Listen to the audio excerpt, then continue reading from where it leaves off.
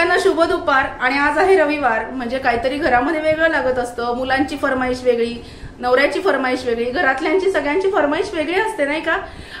तर आज म्हटलं रविवार आहे तर प्रत्येक ठिकाणी बहुतेक ठिकाणी मी बघितलंय रविवारी साधारणतः पावभाजी, पाव मिसळ, छोले भटुरे असं काहीतरी पदार्थ आपण घरामध्ये करत असतो। मी पण करते, पण म्हटलं आता खूप तिखट रेसिपी करून झाल्या, आज तुमच्याबरोबर एखादी गोड रेसिपी शेअर करावी। आजची रेसिपी आहे तर घरच्या घरी मलाई बर्फी म्हणजेच कलाकंद कसं बनवायचं ते अगदी सोप्या पद्धतीने मलाई बर्फी कशी बनवायची ते तुमच्याबरोबर शेअर करणार आहे। रेसिपी करायला साधारणतः अर्धा तास लागतो, पण अगदी सोप्या पद्धतीने आपण विकत आणतो। विकतच्या बर्फीमध्ये आपण हे करणार आहोत। मलाई बर्फीला आपल्याला दूध फाडायचं आहे, पनीर तयार करायचंय, तर मग हे जे आहे याच्यामध्ये भेसळ असू शकते, आपल्या शरीराला त्याचा त्रास होऊ शकतो। तर आज आपण घरी मलाई बर्फी कशी करायची ते बघूया। अगदी सोप्या पद्धतीने घरी केलेले पदार्थ आवडीने आणि छान खाण्यामध्ये जी काही वेगळी मजा असते ना ती मजा बाहेरचं खाण्यामध्ये येत नाही। तर बघूया अगदी सोप्या पद्धतीने कलाकंद म्हणजेच मलाई बर्फी कशी करायची ते। चला घरच्या घरी मलाई बर्फी बनवूया अगदी हलवायासारखी। तर त्याच्यासाठी काय काय साहित्य लागणार आहे तर 1 लिटर दूध घेतलंय तापवून, त्याच्यासाठी साधारणतः पाव किलोपेक्षा थोडंसं जास्त पनीर, म्हणजे घरीच मी दूध फाडून घेतलं होतं, त्या पनीर सगळं असं छान क्रश करून घेतलेलं आहे। नंतर साधारणतः 1.5 कप मिल्क पावडर घेतलेली आहे, बदाम लागणार आहेत थोडे, विलायची पावडर, आपल्या वेलदोड्यांची पावडर आणि साधारणतः अर्धा किलो साखर एवढा लागणार आहे। आता कढईमध्ये आपण दूध छान गरम करून घेतलेलं आहे। दूध आता कसं करायचं, मलाई बर्फी कशी करायची त्याची सुरुवात करूया। चला हे दूध मी मस्तपैकी तापवून घेतलेलं आहे, ते आपण आता कढईमध्ये काढून घेऊया। कढईमध्ये हे दूध मी काढून घेते।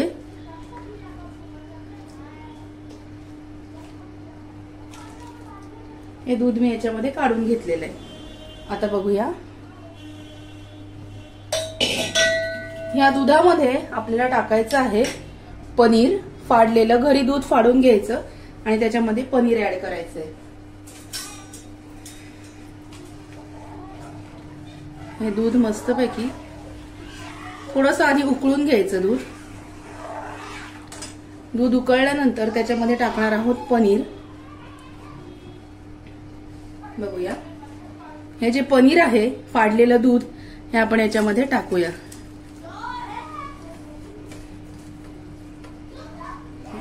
आणि हे छानपैकी हलवून घ्यायचं, सतत हलवायला लागणार आहे कारण दूध खाली लागता कामा नाही। हे सगळं मस्तपैकी हलवून घेऊया। पनीर याच्यामध्ये टाकलेलं आहे मस्तपैकी। घरी पण अगदी मिठाईवाल्यांसारखी मलाई बर्फी होते। नंतर ही मिल्क पावडर, हे सगळं एकत्र टाकून घ्यायचं आणि हे छान मस्तपैकी हलवायचं। तुम्हाला जर असं वाटलं थोडंसं पातळ होतंय, नवीन करताना कोणालाही भीती वाटते, तर मिल्क पावडरचा एखादा पाऊच तुम्ही ऍड करू शकता। आता हे जे दूध आहे हे पनीर आणि मिल्क पावडर घातलेलं हे छान मस्तपैकी आटवून घेऊया आणि थोडंसं दुधाला उकळी आली की त्याच्यामध्ये आपण साखर घालणार आहोत। हे बघा हे दूध आता मी आटवून घेणार, याच्यामध्ये घालणार आहे ही साखर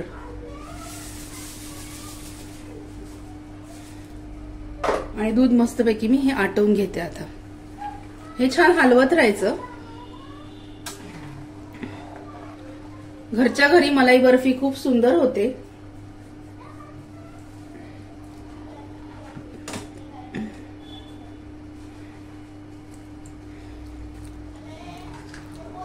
हे बघा मस्तपैकी आटवून घेऊया। हे असं ढवळत राहायचं सारखं।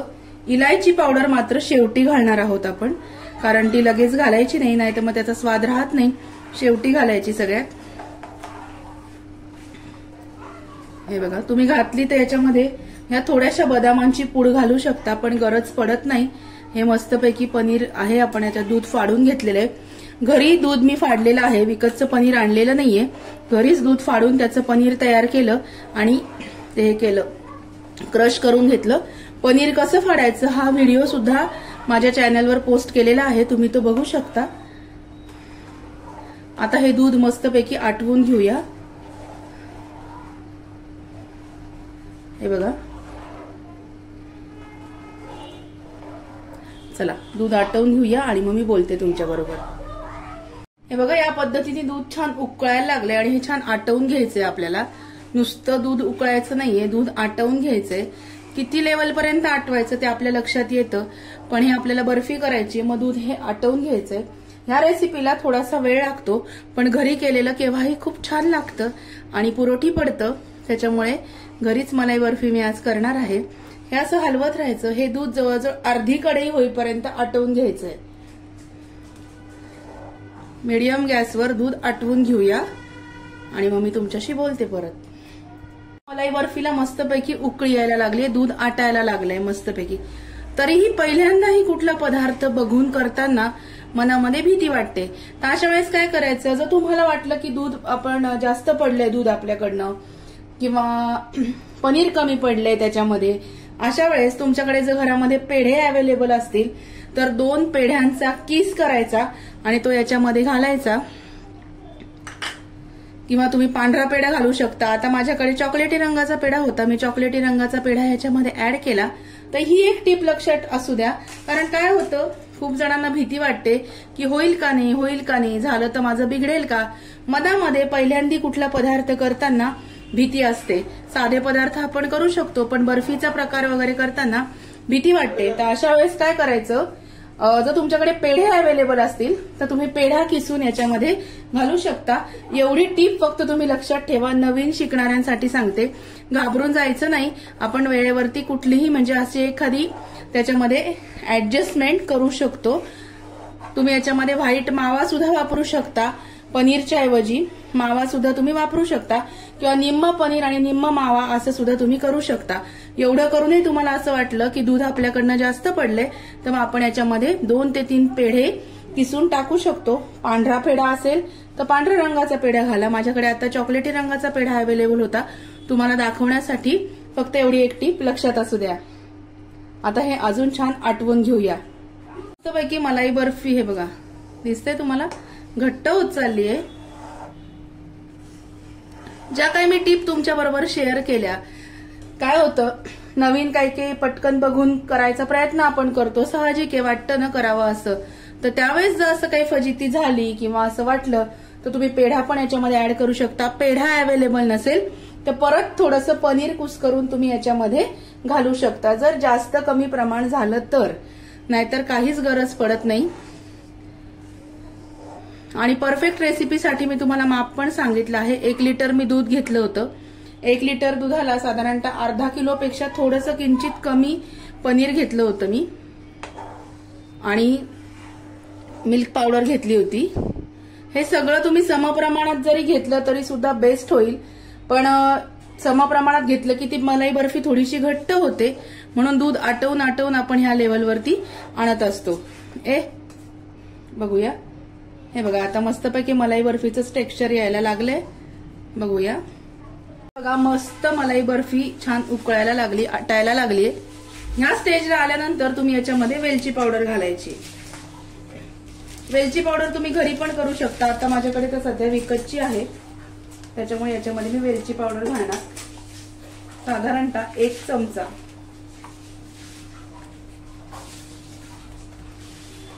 हे बघा 1 चमचा साधारण वेलची पावडर याच्यामध्ये घालणार. सगळा स्वाद आपल्या त्या मिठाईला लागला पाहिजे की नाही, त्याच्यामुळे मस्तपैकी आपली मिठाई तयार होतीये. बाहेरच्या मलाई बर्फीमध्ये काही वेळेस पनीरच वापरतात, पण आजकाल पनीरमध्ये खूप भेसळ होत चाललेली आहे. त्याच्यामुळे दूध मी घरीच फाडते आणि घरीच पनीर तयार करत असते. बाहेरून शक्यतो पनीर मी मागवत नाही. यातलं हे जे पाणी तुम्हाला थोडंसं दिसतंय हे जरासं आटवून घ्यायचं, अगदी घट्ट नाही. मलाई बर्फीचं टेक्स्चर थोडंसं ओलसर असतं, खूप अगदी पाणी पण त्याला सुटलेलं नसतं, पण मीडियम असं ओलसर असतं. तर तेवढा अंदाज आपल्याला येतो, तर त्या अंदाजामध्ये ठेवायचे. मस्तपैकी आटवून घेऊया. 2-3 टीप तुमच्याबरोबर शेअर केल्या, अगदी नवीन ज्या मुली बघून करतील किंवा तुम्ही कोणाचाही बघून कुठलाही व्हिडिओ फॉलो करून जर तुम्ही करत असाल रेसिपी, तर अशी जर कधी तुमच्यावर वेळ आली की दूध जास्त झालंय, पनीर कमी पडलं, तर तुम्ही मी सांगितलेल्या टिप यूज करू शकता.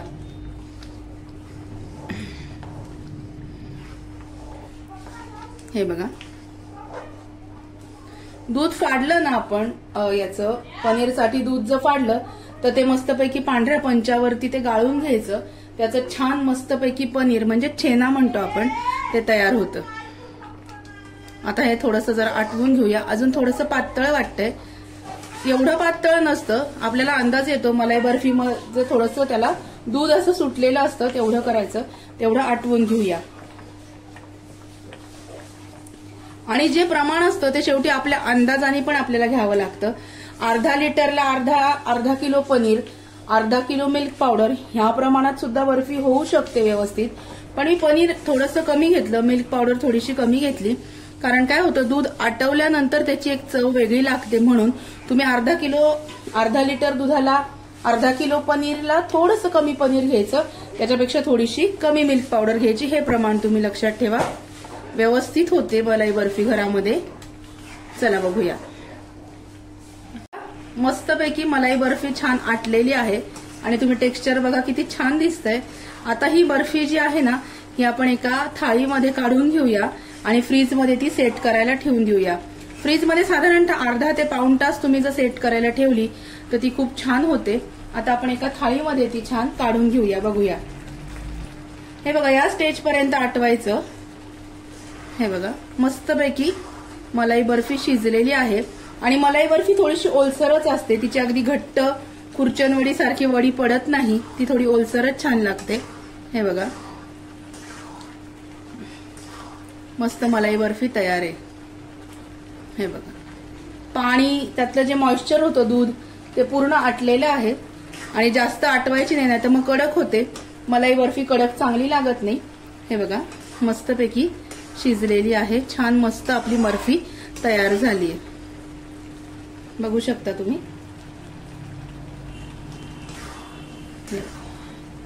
आता आपण ही एका डिशमध्ये थाळीमध्ये काढून घेऊया.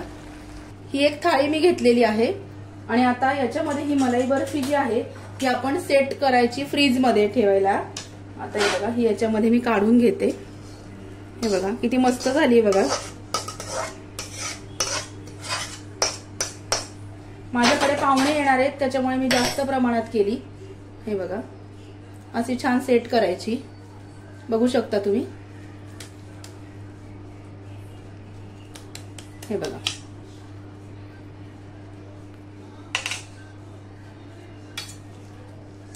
ही अशी मस्त मलाई बर्फी इथे सेट झालेली आहे. सगळीकडे सिमिलर करायचं. सिमिलर याच्यामध्ये आली पाहिजे. कुठे जास्त थर कुठे बारीक असं येता कामा नाही.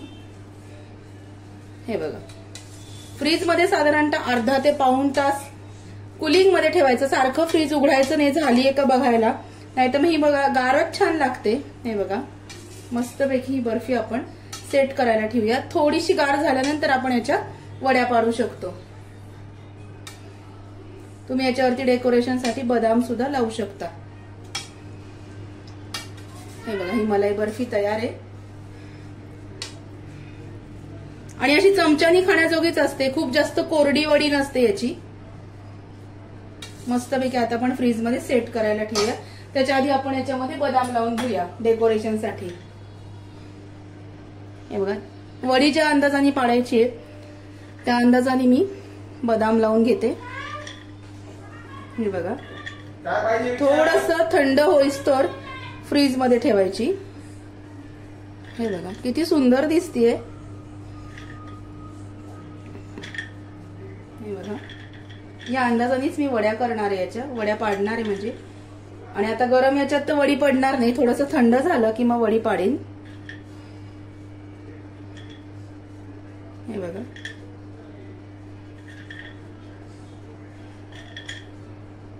अशा पद्धतीने मी बदाम याच्यामध्ये लावून घेतले आणि अशी मलाई बर्फी आपली तयार आहे. मस्त झाली एकदम, अगदी समाधानकारक आणि परफेक्ट टेक्स्चर. हे बघा, वडी नाही जरी पाडली तरी तुम्ही चमच्याने घेऊन वाटीमध्ये खाऊ शकता. ही बर्फी थोडीशी ओलसरच असते, हे लक्षात असू द्या. अशा पद्धतीने झटकीपट थोडासा वेळ लागतो करायला, पण आपण हाताने केलेल्या वस्तू पदार्थ खायचं जे समाधान आहे हे वेगळंच असतं नाही का. त्याच्यामुळे नक्की घरी करून बघा. आजचा व्हिडिओ कसा वाटला ते मला नक्की कळवा. मी ही बर्फी सेट करायला अर्धा तास फ्रीज मध्ये ठेवते आणि मग बोलते तुमच्यासोबत. मलाई बर्फी फ्रीज मध्ये सेट करण्यासाठी ठेवली होती. अजून एवढी गार झालेली नाहीये, पण खाण्याजोगी झालेली आहे. मस्तपैकी सेट झाली आहे बघा. आता आपण याची वडी बघूया पडते की नाही. सूर्य आण बरं बेटा. याची मस्तपैकी वडी पाडून घेऊया. पहिला नैवेद्य देवाला म्हणजे स्वामी समर्थांना. चला बघूया. आता ही मस्तपैकी सेट झालेली आहे. आपण आता याची वडी पडतीये का बघूया. हे बघा मस्तपैकी मलाई बर्फीची वडी पडली जातीये. हे बघा मस्तपैकी याचं छान वडीमध्ये सेट झालेली आहे ही व्यवस्थित.